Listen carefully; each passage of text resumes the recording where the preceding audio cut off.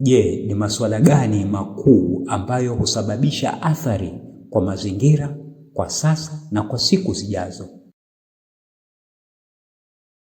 Yafuatayo ni baadhi ya masuala hayo. La kwanza ni mabadiliko ya tabia nchi. Upo ukataji holela wa miti, uchafuzi wa mazingira, uharibifu wa ardhi na idadi kubwa ya watu. Je, wateja na wajasiriamali wana mchango gani kuhusiana na masuala haya ya kijamii na mazingira? Wateja wanaweza kuchagua bidhaa sahihi.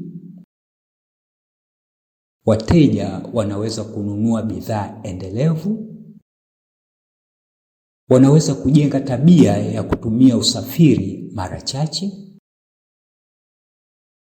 Wanaweza kununua bidhaa ambazo ni rafiki kwa mazingira. Wateja wanaweza kuchakata na kutumia tena bidhaa zilizotumika. Kwa upande wa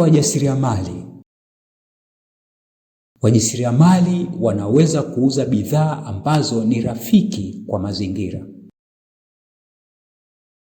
Wajasiriamali wanaweza kuuza bidhaa zinazochakatwa tena baada ya kutumika.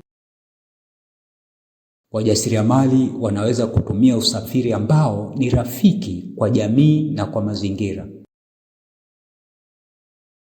Na sasa ni masuala gani makuu hugusa maisha ya watu kwa sasa na kwa siku zijazo? Ni masuala kama yafuatayo.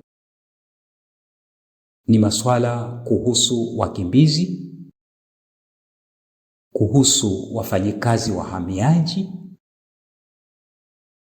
kuhusu vibarua wa kazi zinazotoa jasho,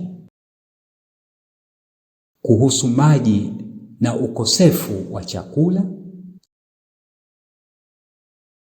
Lakini mteja na mjasiriamali anahusika vipi kwenye masuala hayo? Mteja anahusika kwa kuwajibika kufanya uchaguzi sahihi wa bidhaa. Mteja anaweza kupunguza upotevu wa chakula. Kwa upande wake, mjasiriamali anaweza kuhudumia wafanyikazi wake vizuri. Mjasiriamali anaweza kusaidia wakimbizi. Kwa hiyo, unapofikiria kuhusu mteja au mjasiriamali, vile fikiria kuhusu kipengele cha 3, yaani kuhusu mazingira na jamii.